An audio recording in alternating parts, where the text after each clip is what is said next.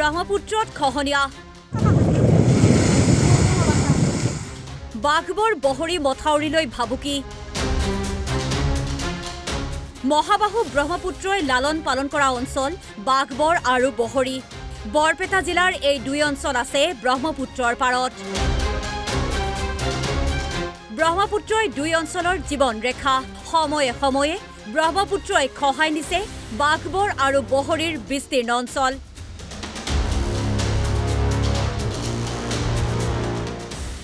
আকৌ আৰম্ভ হৈছে খহনীয়া এয়া খহনীয়াৰ দৃশ্য চাওক কেনেকৈ খহাইছে এফালৰ পৰা বাঘবৰ বহৰী সংযোগী মথাউৰি খহাইছে সত্ৰ কণৰাৰ পৰা বাঘবৰলৈ খহাইছে শংকিত হৈ পৰিছে অঞ্চলটোৰ মানুহ এনেদৰেই খহনীয়া চলি থাকিলে বিদ্যালয় কণৰা সত্ৰ আদি ব্ৰহ্মপুত্ৰৰ বুকুত বিলীন হ'বলৈ বেছি সময় নালাগিব খহনীয়াস্থলীত উপস্থিত হয় সত্ৰ কণৰা জিলা পৰিষদৰ সদস্যগৰাকীয়ে চৰকাৰলৈ আহ্বান জনায় খহনীয়া ৰোধৰ ব্যৱস্থা লওক চৰকাৰে আমাৰ মুখ্যমন্ত্ৰী ডাঙৰীয়াক আৰু আমাৰ জলসিঞ্চন মন্ত্ৰী পীযুষ হাজৰিকা ডাঙৰীয়াক জনাব বিচাৰিছোঁ যাতে আমাৰ এই দুখীয়া অঞ্চলৰ এই নদী ভাঙন কেনেকৈ আমাক সহায় কৰিব পাৰে তাৰ বাবে আমিও আছোঁ আৰু আপোনালোকৰ জৰিয়তে যাতে আমাৰ এই দুখীয়া অঞ্চলৰ দৰিদ্ৰ মানুহৰ ক্ষতি নহয় প্ৰটেকশ্যনৰ ব্যৱস্থা হয়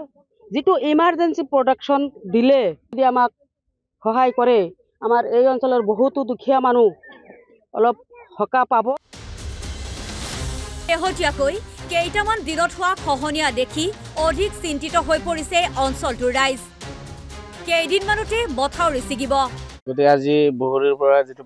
পুৰণি বাঘবৰলৈ যিখন সংযোগী মথাউৰি আছে সেই মথাউৰিখন বাঘবৰৰ পৰা সত্ৰকণৰ ১ নম্বৰ চিটলৈ যি ২-৩ কিলোমিটাৰ এৰিয়া আছে সেই ২-৩ কিলোমিটাৰৰ মাজত তিনিটা পইণ্টত একেবাৰে ডাইৰেক্ট জিৰো হৈ আছে মথাউৰিৰ পৰা আধাখিনি খহি পৰিছে অলৰেডি আৰু বাকীখিনিৰ মাজত হয়তো ৫ মিটাৰ ১০ মিটাৰ ১৫ মিটাৰ এনেকৈ আছে তো গতিকে আজিৰ পৰা ১৫ দিন ধৰি যিখন ব্ৰহ্মপুত্ৰ নদীয়ে যিখন ভাঙি আছে যেনেকুৱা ভাঙি আছে মোটামুটি ২-৩ দিনৰ ভিতৰত যে এই মথাউৰিখন ছিঙিব এইটো 100% গেৰাণ্টি তাৰমানে গতিকে ডিপাৰ্টমেণ্টৰ মানুহবিলাকে আহি আছে কিন্তু তেওঁলোকে কাম কৰাৰ বিষয়ে তেওঁলোকে কোনো ধৰণৰ গুৰুত্ব আৰোপ কৰা নাই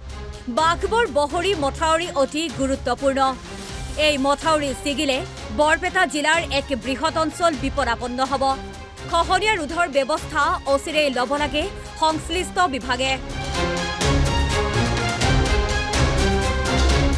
মন্দিয়াৰ পৰা ইব্ৰাহিম খলিলৰ ৰিপৰ্ট অসম লাইভ 24